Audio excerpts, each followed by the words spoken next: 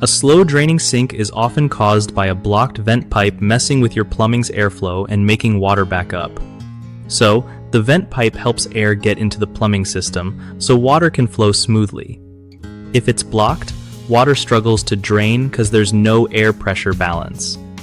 First off, check your roof vent. Sometimes leaves, bird nests, or debris clog it up. Grab a sturdy ladder and carefully inspect if you can see anything blocking it. If you spot stuff, try using a garden hose to flush it out from the top down. Just be careful not to damage pipes. Another tip is to pour baking soda and vinegar down the drain to clear minor blockages in the pipes themselves. It helps break down gunk.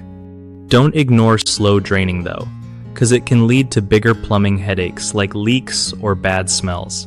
If you're not comfy climbing on the roof or dealing with plumbing, calling a pro is always smart.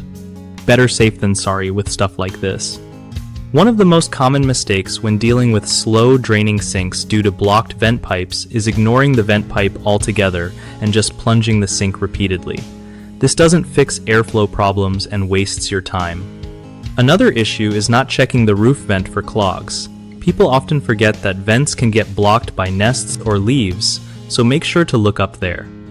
Lastly, using harsh chemical drain cleaners thinking they'll fix vent issues is a big no-no. They can damage pipes and don't clear vent blockages. Fix these by inspecting the vent pipe on the roof first, using gentle, natural cleaners for drains, and if needed, call a plumber who can safely clear or repair vent pipes. BigHomeProjects.com is awesome for homeowners who want to find trusted local contractors without all the hassle.